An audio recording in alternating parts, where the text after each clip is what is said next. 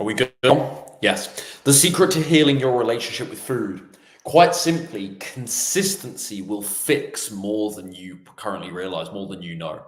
Consistency solves so many problems. Just sticking to a healthy eating plan day in, day out. It is amazing how very naturally and without too much analysis or force, your cravings, your emotional eating, the beliefs and narratives you have about food, the pedestal it's on in your mind, that stuff starts to change, and it starts to change fast when you're actually consistent. I'm not talking about this Monday to Friday diet archetype where you're on track in the week and then, yeah, it goes madly wrong at the weekend. No, when you're actually consistent, the efficiency of the internal transformation is so rapid, it's so quick. And you realize, a lot of people say, oh, it takes 21 days to make a new habit. It's faster. In my assessment, in my experience, both personally, anecdotally, and as watching people as a coach, it's faster. It does not take long, but you have to be consistent. When that efficiency is really high and you aren't introducing bad food to your taste buds again, to your dopamine receptors again, to your biochemistry, to your body, to your gut bacteria again, it's unbelievable how quickly cravings, taste associations, connections in the brain change.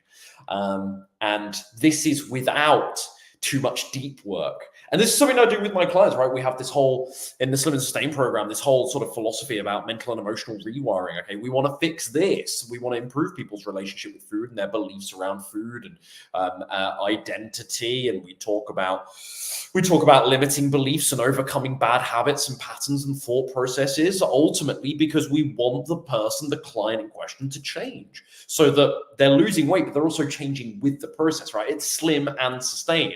Right? We want this to be permanent. We want this to be for the long term. Yeah, it's all well and good helping people lose weight, but if the moment the program finishes, they rebound back up the scale, what use is that? And so my philosophy has always been, no, people need to change up here in order for that weight to stay off or to keep losing weight, whatever it is. So, I have been a big advocate for strategies on dealing with cravings and emotional eating and talking about the particular ins and outs of subjects. I do it with my clients constantly. It wasn't too many months ago that I produced that fairly popular, actually, emotional eating cycle video that resonated with so many of you here. And I did those couple of live streams that I've just republished on my second channel, The Slim Vegan. There's a couple of live streams on mastering your mindset for weight loss and talking about food obsession and coping mechanisms surrounding food and that sort of thing. And that deeply resonates with you guys because I'm touching on particular, what should we say, mental blind spots and frailties and fragilities that people have, in terms of their relationship with food. And so we can talk about very, very specific strategies for dealing with boredom eating or the reward dynamic. I deserve a treat or a pick-me-up. And that still has value, but I just want to bring some balance to the force, bring some balance to the argument there. Consistency heals so much of this stuff without you even having to do that targeted, deep work, which you still need to do. But my point today is, okay, enough's enough of that.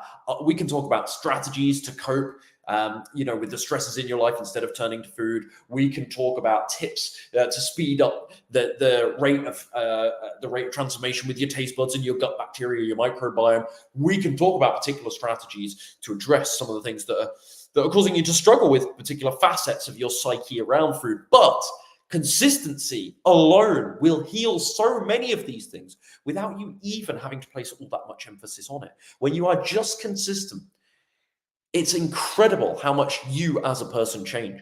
I watch my clients go from just being terrified of carbohydrates to embracing them within a week on my program. I watch clients go from the story that because they've been overweight for 20, 30 years, or it's a very cliched example, they were always the kid picked last in sports class because of their weight problems. I've watched those clients within 4, 6, 8 weeks, suddenly, well, it's not sudden, it's progressive, but say things to me like, Ryan, I'm going to do this. I can do this. I am doing this. I will do this. I sincerely believe that 2 years down the line, I will finally be at my ideal healthy body weight, even if I'm 300 pounds right now. I have heard people change that much in how they speak about themselves and what they believe to be possible in as little as months. A few short months, in some cases, weeks, which might be slightly naive.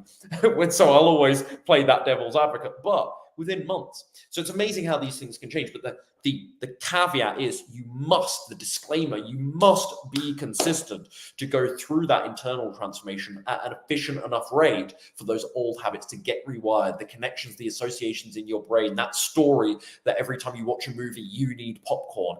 It is deliberate, continuous, repetitive action that kills that stuff, that breaks that old association. If you're doing it 5 days a week and then you introduce the popcorn for 2 of your movie nights at the weekend, you're in trouble, okay? Because you're still indulging that established behavior pattern. And because it's an established behavior pattern, it doesn't take much to maintain it. Actually, this is a really important point. When you've got an established bad habit, not a new one, but something you've been doing for years, it doesn't take a lot to keep it. You only have to do it every now and again for it to stay prominent and still clear as a script of behavior in your mind. Okay, it doesn't take a lot to maintain. It's much harder to build a new bad habit than it is maintain one.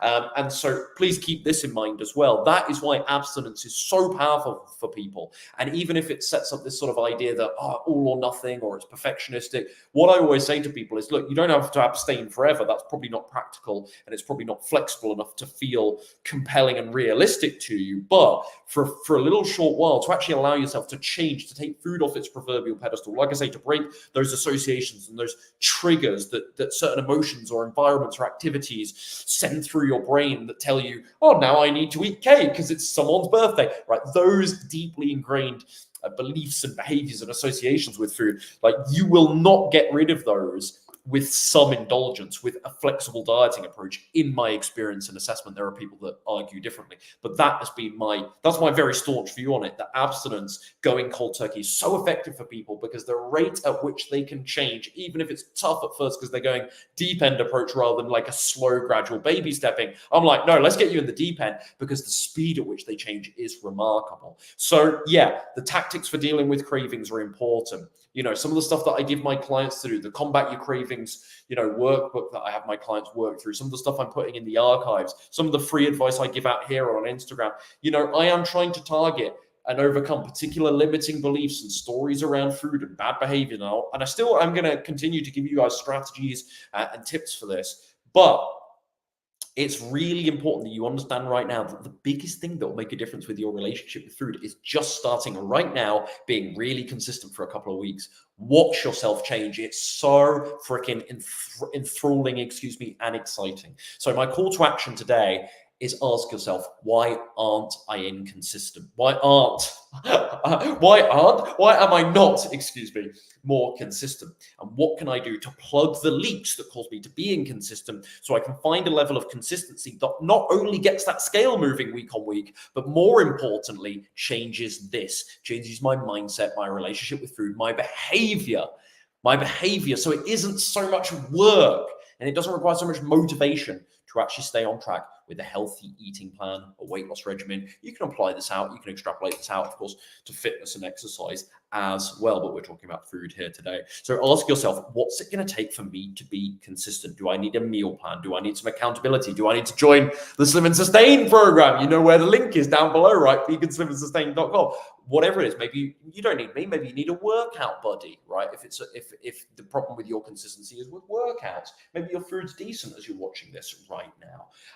Is it, Chronometer or MyFitnessPal? Is it doing daily food photos or journaling? What is going to make you more consistent? Ask yourself that. And once you tap into a greater level of consistency, it's incredible how much you change both on and off the scale. So like I say, that's my battle cry today. It's just much shorter live stream than some of my recent ones. You'll be seeing a lot of these in the month of December, which is a time people really struggle. And frankly, personally, selfishly, I've missed doing them as well. They're quite good fun and they're very easy to, rather than much easier to film than a sort of a polished, edited, high definition proper video here. So yeah, I like to do these live streams as well. So hopefully you're enjoying them. Let me know your questions about this down below, but that's it. That's the secret I wanted to share with you today.